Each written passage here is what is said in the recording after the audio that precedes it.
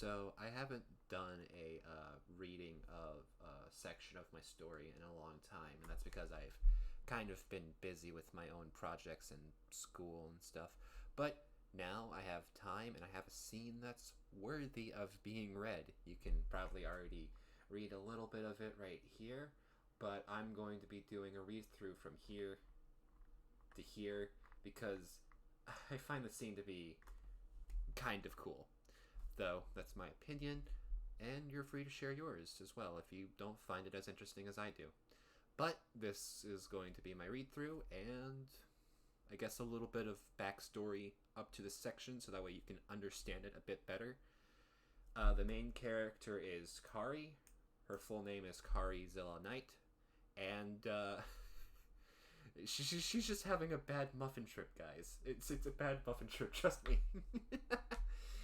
Oh, yeah, but she's going crazy, and she's before this giant building, and she's about to go in, but she has to talk to this person, and this is the scene.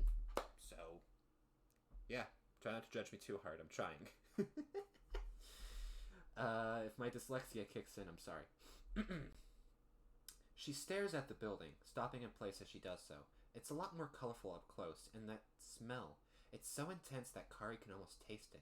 She was right in front of the entrance, and the line she saw before completely gone, the patrons of which must be inside.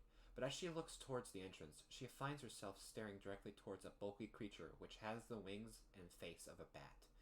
In its dark and furry hands holds a clipboard and a dark pencil. Its expression towards Kari is one of almost boredom, almost complete apathy. It scans Kari from head to toe. Kari feels slightly embarrassed, but lets it go, understanding that this weird Batman must be a bouncer of some sort. Kari then proceeds to wonder if she'll even be allowed to enter the building, knowing that the policy of who's allowed within the building must be strict. But if Kari keeps belittling herself and doesn't even try, she'll never know. The worst they can do is tell Kari to move along, but maybe they could point her towards where civilization could be.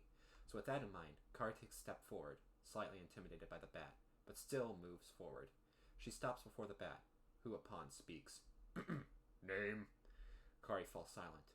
The bat raises an eyebrow and repeats, May I get your name, ma'am? Kari then jumps upon feeling a cold, hard hand upon her shoulder. She immediately turns to see a skeleton wearing a black robe with the hood over its head. She wants to scream. She's terrified of what she sees, but the skeleton pulls her close, holds its arm around Kari's shoulder, and proceeds to speak. It's not the thing, but deal with it. Pardon my silent friend here. She's a bit new to all this. The name you're looking for is Kari Zilla Knight. Kari is baffled at how this creature knows her name. In fact, she's almost mortified at the fact. Her body shakes as fear fills her, and their hand upon Kari's shoulder is freezing, almost like any sense of warmth completely dies upon touching this creature's bones. The bat stares towards this skeleton and asks, And your relationship with Miss Kari is? The skeleton chuckles and simply says, An acquaintance. A very close acquaintance. The bat flips through some pages on the clipboard as the skeleton continues to hold Kari close. The skeleton looks towards Kari and speaks. You seem tense. Relax. I got this handled. Kari doubts that.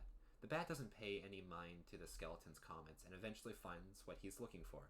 His eyebrows raise, and he looks back towards Kari. VIP access. Lucky you. You can get your benefits at the entrance. Just tell them your name, and they'll give you what you deserve. Ugh. The bat unlocks the door and opens it for Kari.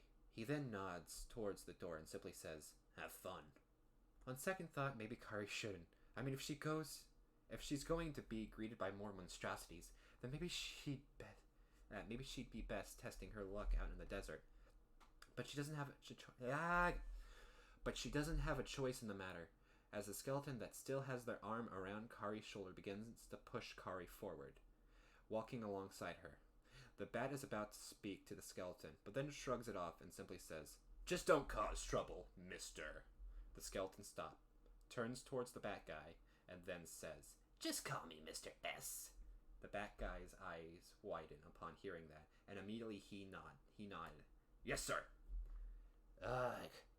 it was good until my dyslexia got to it. But I read it. Hopefully that didn't bother you too much. If it does, I can always reread it again. But yeah, that was the scene. It's not as adorable as the scene in Half Angel, but I find it intriguing. And hopefully you guys can too. And hopefully this encourages you to maybe pick up Calamity Touch whenever it comes out. So, shameless promotion. I'm sorry. Yep. So, I'm still working on it. As you can tell, I just wrote this, so it might not be perfect. But I will try my best. And yeah, talk to you guys soon.